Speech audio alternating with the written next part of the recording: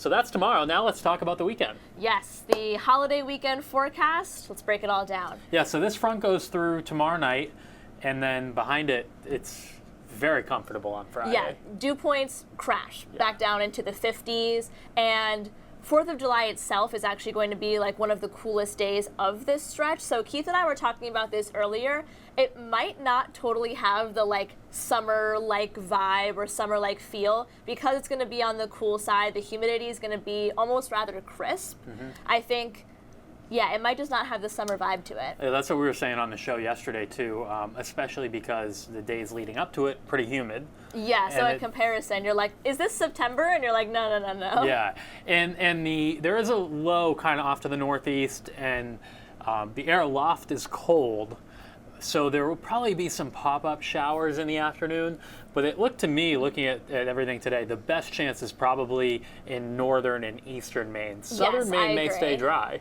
Yeah, so. We've also trended in a drier direction in the past few days, so it's certainly something to consider because 4th of July is a very outdoorsy holiday. Now, there will be a couple of pop-up showers around, but we're trending in a drier direction. And then over the weekend, we start to warm up.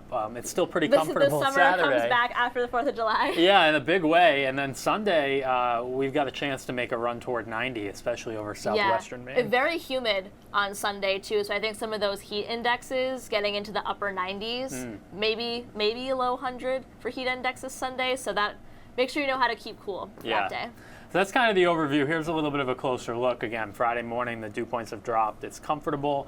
We'll pop up some fair weather clouds, and then a few of those do generate some showers in the afternoon. Yeah, you can see kind of the best spots for that. Northern Maine, eastern Maine, based on the location of that low. And then by fireworks time, it's kind of sweatshirt weather. Yeah, look at that. 9 p.m. Portland, 63. Yeah. Oh, man. And a little crisp. You know, I always think of people who go to like Rangeley Lake or Moosehead Lake.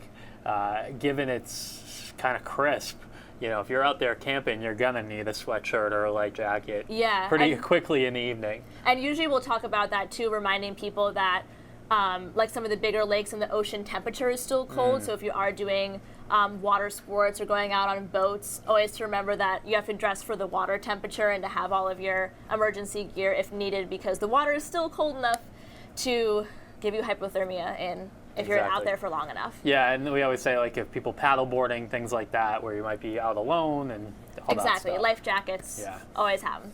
So there are your Friday temperatures. Again, coolest off to the north. Yeah, and then you 66 can see, of a high in Greenville. Wow. Yeah, you can see how as we go through the weekend, we build things back up. Yeah, and then Sunday we get those pinks back in there. So we change our weather dramatically going from Thursday into Friday because of the passage of that front. We go back down into the 70s, and then by Sunday we're like all the way back into. So it's a bit of a roller coaster ride. Yeah, and then as you mentioned too, with the dew points too, it's like in the basement and then back up back between Friday and Sunday.